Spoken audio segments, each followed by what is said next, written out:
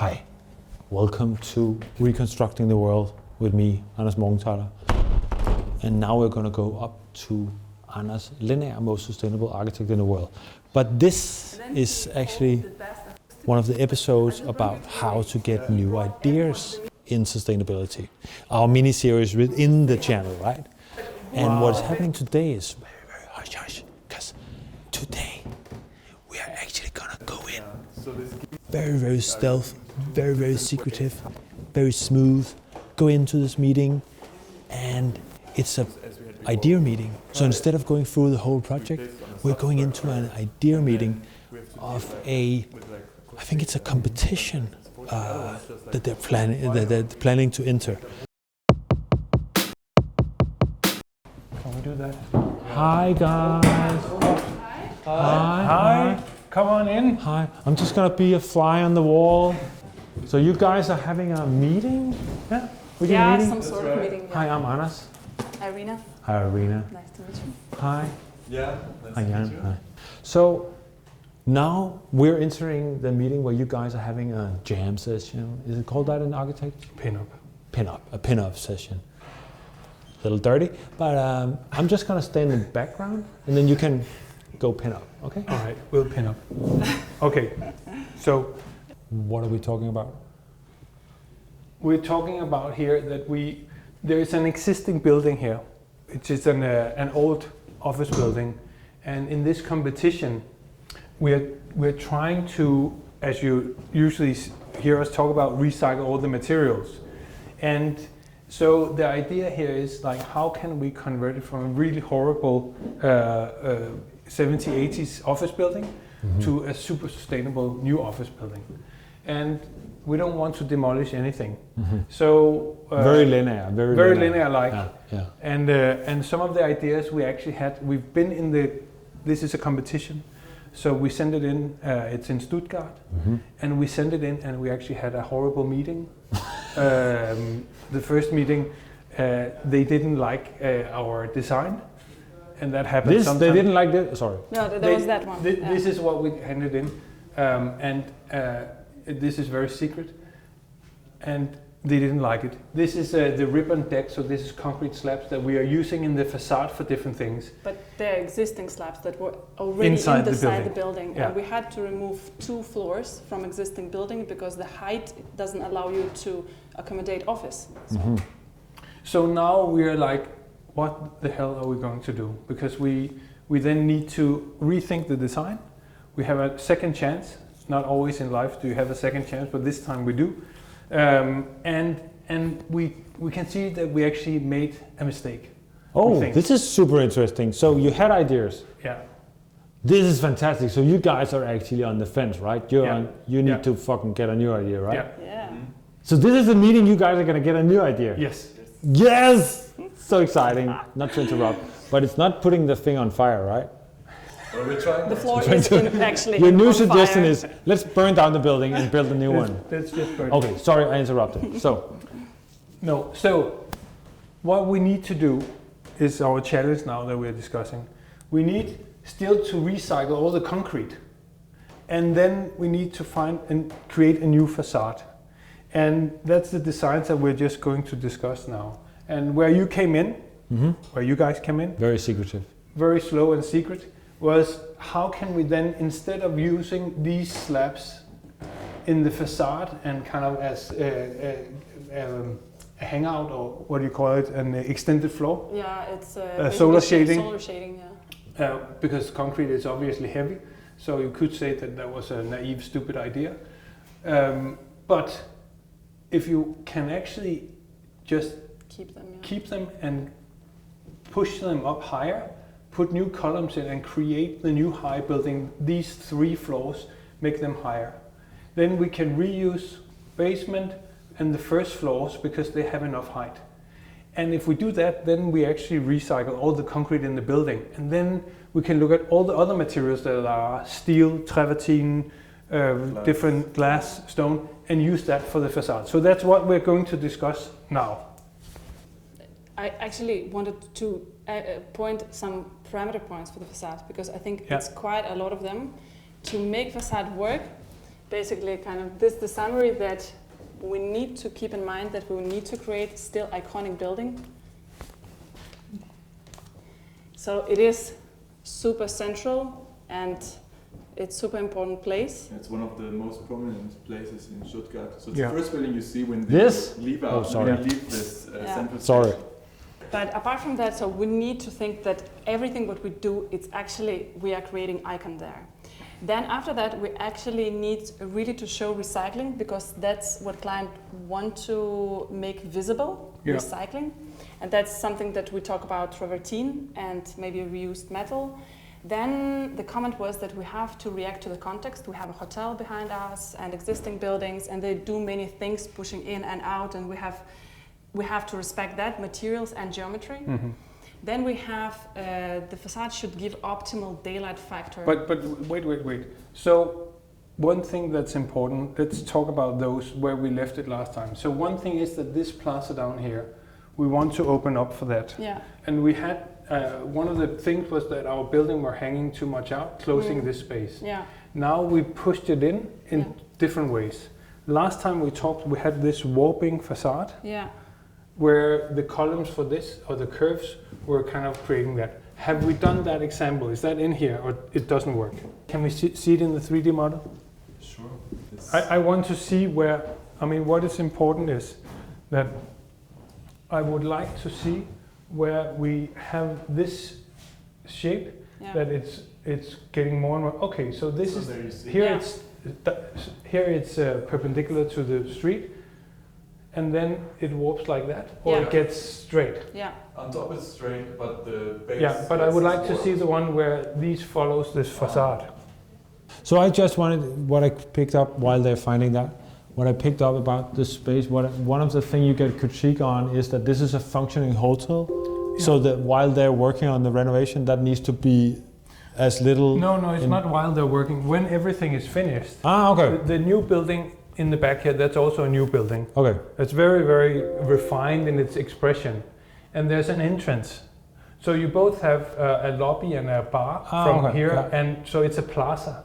And they want us to make space for that plaza with our volume. So when you stand here and look in this, it's called Schiller Passage, then they want it to be as open as possible. And this is the old one, right? This is the old one. And they thought this was too closed off? Yeah, too much overhang and closing off here. So they want it to be pushed more back. So the thing you guys are discussing now is that you have That's made new models for that thing here? Yes. Because what they loved a lot of other things, or? They loved the whole ground floor is something they really like. Okay. The curved structures, also these double height spaces that is 2 floors. They really love a lot about this. They're just afraid of the concrete ribbon as a recycled material in the facade. That's what they're afraid of. It's not refined enough. So when you say terrible meeting, it was because they didn't pat your back and says, you won on us. Exactly. That's how sensitive I am. It's like, it's just, I That's cry. very It sensitive. was a terrible night. Terrible meeting, I didn't win immediately. No, but I think it's, okay. So that's the thing. So, but the cool thing is that then they gave us something to work on. And I think that's a good thing. And right now we're just investigating all these corners of the building. They love everything inside the building, where we have a lot of reuse, recycling and so on. But the facade and the geometry of the building, that's what we have to solve with as much recycled materials as possible. And you can see here in the diagrams, this is how we map out how much we have of each recycled material. So these are the diagrams we presented for the meeting. Okay. But this competition, did they, as with the other competition we saw in another episode, the car style, did they come out saying, you need to recycle the... In this case, they didn't, well actually they did map out the materials in this one as well, yeah. Okay. To have an addition where the structure in here follows these points. No, we don't. This is didn't come yet. Okay. This is another 2 days. All right. We did it in the other version before. Okay. So what's happening? Explain what's happening. It's because I would really love to see that what these are doing. You can see this one is straight and then it curves more and more and more. Oh, and in this way it opens up for this plaza. Yeah. So what I would love to see is that, what if the beams up here that we have, that they follow that, so it also kind of pushes the facade out. Ah, okay, so it starts curves, straight here like, and then it comes curves, out. but it really doesn't. And this one does that on the first 2 floors, right? So this one is have a pushback, but actually those ones, they're following the same. But they're straight. They're straight. And go, you wanted them to curve like that? Yeah. Yeah, that's a challenge, and I know that then you have to probably look at how much it curves and so on here, so it follows these lines, right? Mm-hmm. Because that's going to be the challenge. Yeah. Is this idea of putting greenery on the building? It's very modern, right? But is it actually working? Well, I mean, we put green to see, of course, if we like it. But actually, we hope that if you remove all green, that the buildings still look beautiful. So the goal is that building is beautiful without green. Okay. We wanted to create initially green because, and quite dense green, because when it's a summer, the light can't come in and overheat the room. But during the winter, you don't have so much green, so the light with the low sun can really go deep inside the room and heat the room where it's needed to be heated. And you found a way to do that so it keeps being green, because usually on these buildings it's falling apart over years. There's a quite fantastic thing in Stuttgart actually. Yeah. It's as I understand, it's one of the few cities in Germany where you actually have a green mayor, kind of a sustainable development the mayor. Die Grüne, yeah. So they actually made a proposal that the more green you put on the building, the more money you get paid from the government or from the city. Oh, sure. So they actually give you, if it's a tax deduction, or they actually give you some money to create green facades, to maintain them. So it's an attractive investment for this. And we've seen some very green buildings in Stuttgart. So it actually works. It's really interesting, creating more biodiversity in an urban context. So at the moment, we basically treat our ground floor, or in the first floor base, basically, that it does react to the entrance of the other building over there. And here it's completely straight canopé. It's a north. It's also the view from the main train station. And the other side is also completely straight and has straight canopé because it is existing structure that is sticking out. So if we want to do the same move as we do it over there, then we have to cut existing structure, which is we thought we would rather not. And then the upper floor now basically... Can you move the sun to this side? Yeah, maybe we can put it Please. There. He has the power over the sun, isn't that fantastic? So I think it's super nice view kind of when you look down the street, the Königstraße, which is at the moment kind of reacts to existing buildings that have a little bit the same proportion. And then if you go to the other side and stand over here, then you also see quite interesting. This is a passage that is small passage, but the client pays a lot of attention to that because they want to bring people to it, to the main entrance. But that this really works, right? Yeah. And then it steps in and gets straight. Yeah. And then... What is it that's working? Sorry to interrupt. So over here you see, like before the building was completely straight. Yeah. And just imagine you're getting to the kind of street that is quite narrow. It doesn't really respect anything about what's happening to the neighbor. So now the neighbor did that. And so we're trying to do the same. And we bring much more light. That's also a south side. So all those terraces, they are south oriented. So it's really nice to have possibility to go out when you're in the office. So is it an office building, or is it is it also a space with restaurants and what is it? Yeah, this is retail and restaurants, and all the floors above offices. And then there's a courtyard in the middle that takes daylight in and has this green courtyard garden as well. Yeah. So it's hollow in the middle. Yeah, but actually the courtyard looks really small. But if you look at the studies that we've made for daylight and for the luxus, our building is literally in fire. So we actually have too much... even with all of this in front. Yeah. And they were worried about the daylight, but that was the old design. So there is a caveat here. So there are two things. We need to provide daylight factor around 2. And that's a problem, because if you look at those studies, we actually, the daylight factor 2, it's what you see, the yellow one. And we want to put tables that are in the blue one, So we actually need more light for the daylight factor. And is this daylight factor measuring, is that the model that we see now? No, it's a straight one. It's a straight one. But it's the same principle for the facade. So it would be, we can rely on that. It will be a problem. It will be a problem. But then when you look at the luxes, then we have too much overheating. So we have a situation with the building where we have to really find the right balance, that we bring daylight inside. So we don't use too much energy on cooling and so on. Yeah. So and it becomes a sustainability issue because it will put on the cooling. It costs energy if we do this wrong. Check. And we also actually want this building to be natural ventilated, which makes it even more difficult if this is not in order. You are one of our main designers, so she's one of the lead architects in here. So she's together with Jan.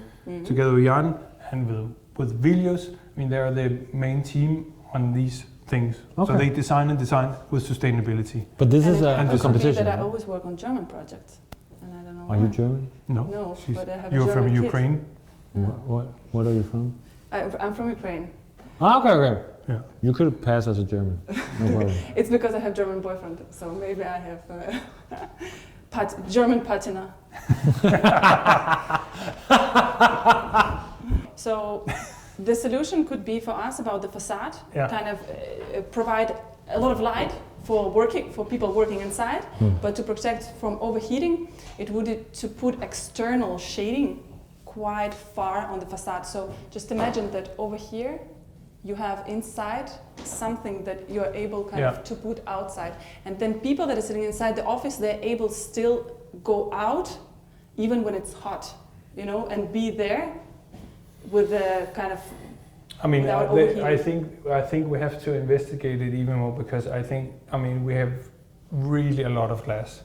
The glass percentage is way higher than normal. I've never, normally we don't do a building with this much glass. So there's something off in that. I think we should just look into it again because normally we don't have, it's almost 100% glass. And then we still have a daylight problem. But I know why. It's because of the horizontals. They stick out that far? Yes, if you remove them, then you don't have that. Okay. All right. But then we should look at the kind of making them smaller in these areas. For sure. Yeah. But that inflicts the design, I know. Yeah. Do you all buy glasses the same place? I think it's the company glasses. It's actually you get them for free. It looks like you became architects and then somebody said, okay, here are your glasses. It's kind of the same thing in the film business. Oh my God! For free. Is it the sponsored mascots? I was just saying. I think they're not the same. The detailing is so different. That's very different. But he's not an architect. He can't see it. I interrupted. Please continue. All right. I think we should move on. And I think there is some things that we have to look at. There's also some things that works really good. I think, we need to test some of these ideas. I'm not sure that we're quite there. What are you worried about, Anders? Is it the sustainability mostly, or is it the sustainability and the contractor? And who is it that you had a bad meeting with? With our potential client and the jury. Okay. So whoever's gonna kind of say you guys won it or you lost it, and so you're jumping in the. So the reason is that we have a very developed sustainability strategy, both on materials, on biodiversity, on social and health, and all these things. We developed a really cool scheme, and we've been drawing a shitload of stuff here. So the part that we're missing to get to work right is basically the form of the building, the expression of it. And it has to express sustainability, biodiversity, and recycling. And then it has to respect the context. And that's where our first proposal, they felt were too, didn't give much respect to the contextual buildings in the site. And that's what we have to get back in it. And that's why we are, small things and pushing around, but it means a lot about how would you experience this building in reality. And is this an existing building that you guys are remodeling? Existing structure. Okay, and then it's an existing building with a facade, so there's offices in there now and so on. Yeah. So yeah, and because it will be a lighthouse project in a prominent site, we have to be careful what we do and come up with a really good scheme. So everything is something that we need to adjust and refine. And then also when we have the design, it has to solve sustainability issues. So daylight energy, recycled materials, organic materials as wood, as structure for the facade, that's important. And that's what we have now, but it needs to be organized the right way. So when you sit and get ideas, you need to like have a Rubik's Cube kind of idea scheme going on?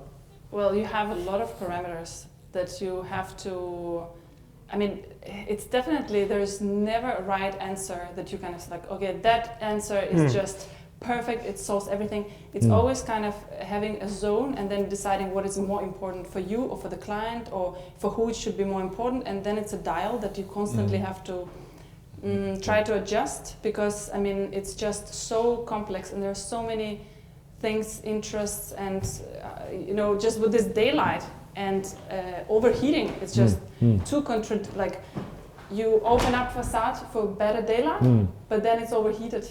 You close it for overheating, then you have problem with daylight. Because you want natural heat, natural circulation, right? Yeah, you don't want to spend so much energy for cooling and heating up a building. So you want it to be smart in a low tech, right? Guys, thank you for being a fly on the wall, me being totally invisible. It's amazing. I'll now go without. Yeah. It was the most smooth spin-up that we Exactly. ever had. Exactly. Thank you so much. Thank you for coming. So I'm just gonna, you know, We'll try and very, very silent. Oh, sorry. Oh, yeah. What way? Yeah. So now I'm gonna go out. Have a nice day. It's because we put a handle on it. See you.